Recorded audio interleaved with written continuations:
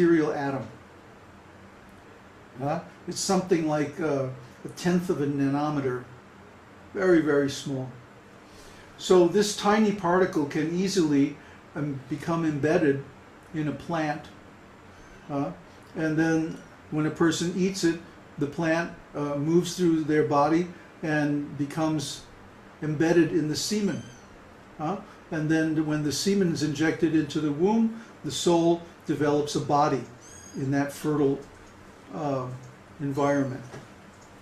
So that is how the soul re-enters the material body. There are a few questions. Oh boy. Swati asks, doesn't the soul enter the womb after the fertilization? No. The soul enters the womb with the sperm, according to Vedānta-sūtra. And the proof of that is that as soon as the soul's presence is manifest in the womb, the fetus begins to grow. Whenever you have growth, you have life, and wherever you have life, the soul is present. So the soul is there from the moment of conception. Neville asks, when the Vedas mention the atomic size of the soul, how is it possible for the soul to have material dimensions? Well, because the soul is in the material world. So if we could see the soul, that's the size that we would see it. Okay, then do ghosts or spirit exist? How do they fit in that model? Who's asking? Swati. Well, of course they exist. Ghosts, well, ghosts aren't exactly spirits. That's a misleading term, because spirit means transcendental entities. But a ghost is a subtle material entity. A ghost, according to the scriptures, is a living entity who does not qualify to get another material body. So they have to stay in a subtle form where they have desires but they have no senses to satisfy them. They can perceive the material world, but they have no way to interact with it. So they become very frustrated, very angry, and they give off really bad energy. Another question by Swati. How does the thought at the time of death determine the destination after death? How? How? Krishna says, Yam yang vapi smaran bhavam tyajatante kalevaram tam tam evaiti konteya sadad bhava bhavitaha. Sadatad bhava bhavitaha. That whatever you remember, smaran, sadatad bhava bhavitaha, that state of being you will attain. Okay, so the quality of our thoughts indicate a certain quality of consciousness. And that quality of consciousness indicates a certain type of body. For example, when we see somebody who is in very strong material consciousness, overcome with material desire, we say, oh boy, that guy's an animal. Isn't it? Why do we say he's an animal? He's in a human body, but he has animal consciousness because he's only thinking of the senses. So when a person is in animal consciousness, when they leave this body, then they take an animal body in the next life. If they're in human consciousness, ordinary human consciousness, then they take a human body. If they're in divine consciousness, in devotional consciousness, then they go to the spiritual world, or at least to the higher planets.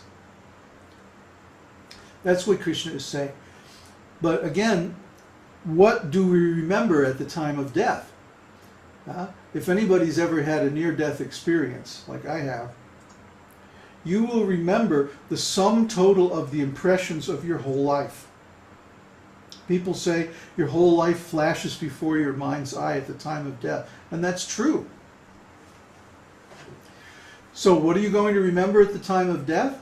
It's everything that you did in this whole life.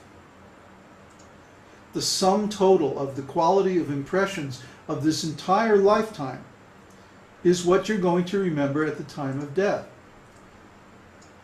So that means the typical idea of, well, I'm going to live life to the fullest now, and then maybe when I'm old, I'm going to get spiritual. Huh? I'm going to engage in spiritual life. Right now, I'm going to enjoy myself, and then when I'm old, I can do sadhana and all that stuff. But that's bogus. That's bogus, because what it means is, right now, you're accumulating many, many, many impressions of material quality. And at the time of death, those are going to flash before your eyes, and you're going to remember that state of consciousness. And actually, it's very unusual, very rare, for a person to be engaged in material habits their whole life and then suddenly change when they're old. Actually, it's very hard to change when you're old. It's much easier to change while you're young, strong, adaptable. So in India, there's a saying, a saint in truth is a saint in youth. In other words, someone who is really a saintly person will demonstrate saintly qualities already while they're young. They won't wait until they're old, but they deliberately renounce the material enjoyment that they could have in order for a higher spiritual enjoyment. So in that way, at the time of death, what do they remember? They remember all the impressions of devotional service that they've done all their lives. Well, why do we chant again and again? And why do we do different types of sadhana, like prayers and reciting shlokas and rituals over and over and over again? Why don't we just do it one time and that's it? Well, Vedānta-sūtra says, because it is seen that when someone repeats these things again and again, they attain self-realization. When we engage in activities that create transcendental impressions in the mind again and again and again, this cleanses the mind of the material impressions and generates spiritual consciousness. It changes the quality of our consciousness. So that's what we're trying to do. We want to attain spiritual consciousness in this lifetime. And the way we do that is by performing activities of devotional service, especially chanting the holy name, study of the Vedas, taking prasadam, kirtan. All of these things generate many, many impressions of spiritual quality, and that's going to change our consciousness. So the Vedānta-sūtra says that one does not attain self-realization at the time of death. One attains in this lifetime. So it's better to try to attain self-realization while we're young and strong and flexible, because that means we can change, we can grow, we can adapt. When we're old and fixed in our ways and habits, then it becomes very difficult to change.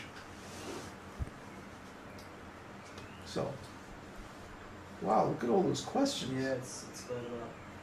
So, okay, Prabhupada said that no living species goes extinct. So what happened to animal and plants like the dodo, mammoth, or dinosaurs? Who's asking? Thomas Evans. They live on different planets. Or they live on the same planet at different times. The point of view of the Vedas is eternal. From the point of view of eternity, everything that ever happened and everything that will happen are all happening now. That's why the Vedas give instructions that apply to all 4 yugas, for example. And we have to be intelligent to understand which of those instructions applies to the present yuga, or the present conditions that we're in. And this requires some spiritual intelligence. All the species that ever existed exist somewhere in the universe. Maybe they're not existing on this planet at the present time, but they're there on some planet somewhere. Not a problem. Okay, then Michael Rhodes asks, My father, who passed away 8 years ago, comes to me in dreams from time to time, teaching me and giving me useful energy about various things, including my health, etc. Do the Vedas have anything to say about this kind of communication from our ancestors? Yeah, he's in Pitriloka. He's on the moon. He's not far away. So he's coming and guiding you. That's very nice. I have dreams about Prabhupada all the time. But just the other night I had a dream where Prabhupada was in the dream. He didn't say anything to me. He just walked into the room and he was doing something and like that. I guess it means I'm doing okay. I don't need any instructions. But because when he does, if I'm off or if I'm doing something wrong, he always tells me. So this is very nice. Is there a relationship between the souls after death? Who's asking? Inchi. Or Insi.